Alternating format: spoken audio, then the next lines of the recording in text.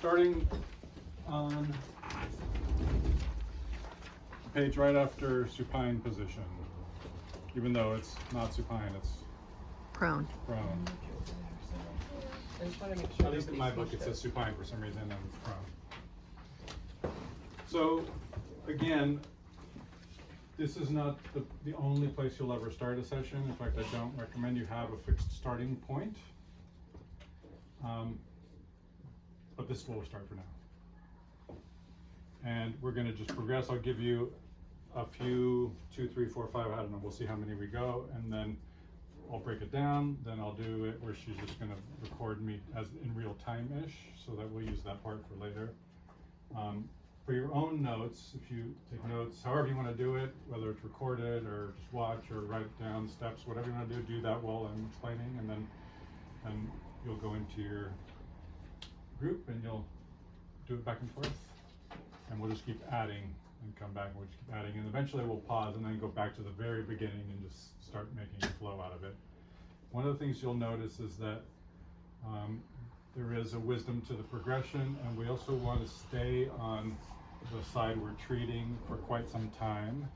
We're not going to want to like press the scapula, press the scapula, press the erectors, press the erector, but we're not going to do that. We're going to go one thing to the next that leads. Okay. All right, so this table is a pretty good height. It's probably close to where I'd work. It might go up and down a little bit. I forced myself to have my mechanics be able to adapt. I think that adaptation is good for my posture and for my working, but I don't want to be cramped where I'm having to ride high because the body is so high. So I want to avoid being like up on my toes like this, but I also want to avoid being bent over so much, right? So if you feel like you can't use your legs to get low enough for your table height, then the table should come up a little bit, but that'll come in time. Okay, so the very first thing here, this palm pressed sacrum, looks like this. I'm going to double up. Roughly it's my thenar eminence on both thumbs, and I'm pressing 30% down towards the table and 70% down towards her feet. I want to create a feeling of elongation here. It's also a pretty firm contact, so the very first thing she knows, okay, we're both really here. And then I'm going to palm press my way back up towards the shoulders.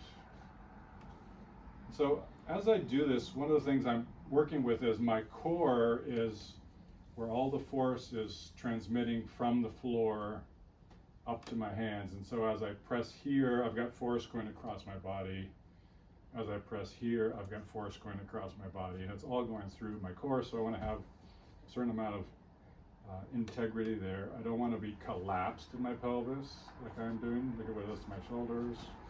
Nor do I want to necessarily be tucked because it's grounding. And I'm looking, but I'm only doing that so I know I'm not on the spine. But at some point I want to open my gaze. I like how my posture is so much better when I'm not looking versus when I'm really looking. I don't want to spend all day like this. And then once I get to the shoulders, then I'm going to work my way out. You could do simultaneous compressions, which does feel good. I find it feels even more like a stretch. It feels even better alternating like that, working my way out. I'm feeling the bones of the scapula, and when I get out towards that acromion, it's probably a good place. Look at my posture, my legs way out there. So you can see where the force is going, right? If I wanted the force to be going down, I'd be here, right? But you can see that I want the force to go down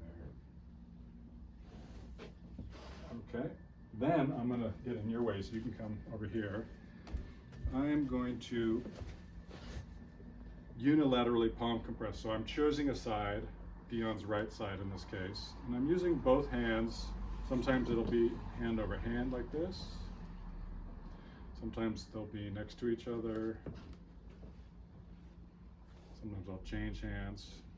There's room for you to decide how you want to do that. And I want the touch to be equal parts taking information in as well as giving out information, right? So I'm feeling for the tone, I'm feeling for, as I came up, I got a lot of information about how it felt from side to side. I already have an opinion as to what side's tighter. She may have told me, or she has a right or left hand dominance. All those things are coming into play. And then you can see as I'm compressing the erectors and the paraspinals, they're going down and away from the spine, so we're creating a little bit of space. And then here I'm on the sacrum. I don't want to be on the coccyx, which is next, but I'm very much on her sacrum. We'll do one more and then we'll pause. And then I'm going to do the hip pull. So my hand that's closest to her feet, my right hand in this case, is going to reach under and hold on to her as is with kind of flat fingers so it's not pokey or ticklish. And here I want to really deepen into my stance so I'm not extending into my lower back, really in my own weight, and simultaneously push and pull so it's like I'm wringing out and I'm pulling the pelvis towards me, but I'm stabilizing her rib cage and spine down. So it feels like a nice twist, mainly in the QL, but in all the tissues there in the lower back. So see how her rib is pinned and the pelvis is elevated towards me. Nice and slow. This left hand keeps moving up the body. The hand on the pelvis doesn't. And as I pull back, I'm going down with my weight. I'm using my weight as a counterbalance. I'm not using my arm strength. See this? This is not sustainable. This, as long as I weigh more than she does, I can do this all day. What if you don't? And work harder. Okay. There is a downside. If you weigh less than they do, you're just going to be working harder, right? Okay. But tight ladies don't weigh a ton and they do fine.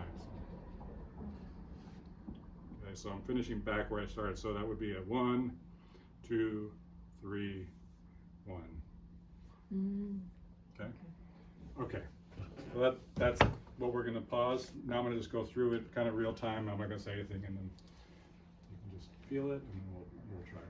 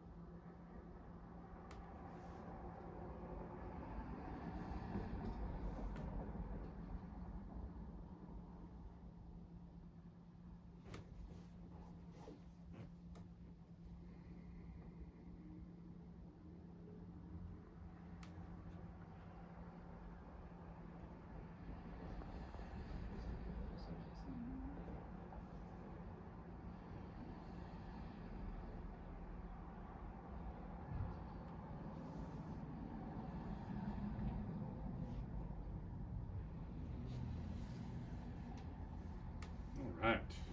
Very nice. Any questions? Pretty straightforward.